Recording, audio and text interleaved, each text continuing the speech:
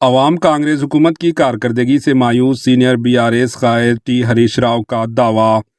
साबिक़ वज़ीर व बीआरएस के रुकन असम्बली टी हरीश राव ने कहा कि रियासत की अवाम कांग्रेस हुकूमत की कारकर्दगी से मायूस हो गए हैं। इस हुकूमत ने किसी भी तबके के मुफाद में काम नहीं किया। टी हरीश राव ने तेलंगाना भवन में मीडिया के नुमाइंदों को मुखातिब करते हुए कहा कि रियासत में अवाम की तवज्जो दूसरी जानिब मोड़ने की सियासत की जा रही है, इसलिए हुकूमत के खिलाफ आवाज़ उठाने वाले अपोजिशन पार्टीज़ के कायदीन को निशाना बनाया जा रहा है।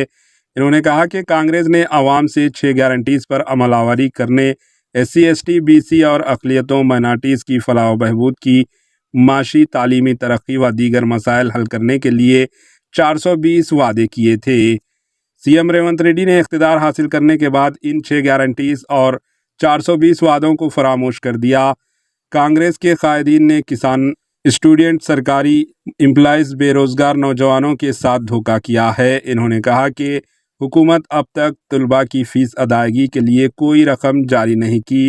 इन्होंने कहा कि हुकूमत ने किसानों की ज़राई पैदावार को ख़रीदने के लिए अक़ल तरीन क़ीमतों का ऐलान नहीं किया, जिसके नतीजे में किसान कम कीमत में फसलें फ़रोख्त कर रहे हैं, जबकि कांग्रेस के कायदीन ने किसानों से फ़ी कुंटल धान को फ़रोख्तगी पर 500 रुपये बोनस देने का वादा किया था। इन्होंने कहा कि हुकूमत के मुखालिफ किसान पॉलिसी के बायस रियासत के तमाम डिस्ट्रिक्ट्स में किसान हुकूमत के ख़िलाफ़ एहतजाज कर रहे हैं।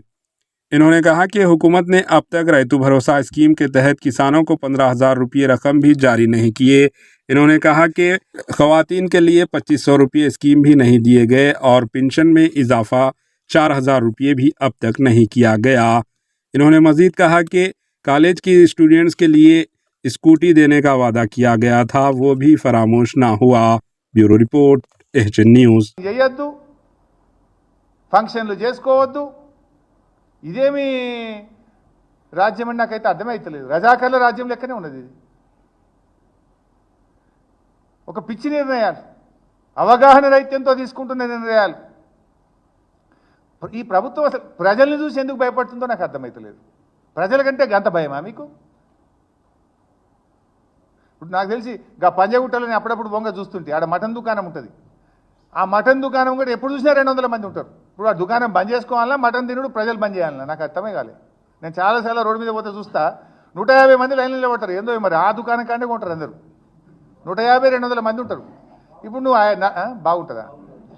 నువ్వు కూడా అనే కొంటావే. అయితే ఇప్పుడు 144 అంటే 4 5 5 కంటే ఎక్కువ ఉండదు. ఇప్పుడు మరి ఆ మటన్ దుకాణం బంద్ కావాలన్నా, ప్రజలు మటన్ తినుడు బంద్ చేయాలన్నా? ఇప్పుడు బట్టల దుకాణంలో బట్టలు అమ్మాలన్నా, బట్టలు బంద్ చేసుకోవాలన్నా పండుగ ముంగట? పెళ్ళిళ్ళు చేసేటోళ్ళు మరి ఇప్పుడు ఏం చేయాలి? ఇది చాలా అనాలోచితమైనటువంటి తప్పుడు నిర్ణయాలు జరుగుతూ ఉన్నాయి. కంచెలు లేని పాలన అన్నారు, కానీ పండుగ పూట కర్ఫ్యూ లాంటి పాలన తెస్తున్నారప్ప. ఆంక్షల పాలన తెచ్చిండ్రు. కంచెలు లేని పాలన అన్నారు, ఆంక్షల పాలన తెచ్చిండ్రు పండుగ పూట, పెళ్లిళ్ళ పూట. पापा माँ पुलिस कर। AHN न्यूज़ को लाइक करें, शेयर करें और सब्सक्राइब करना ना भूलें।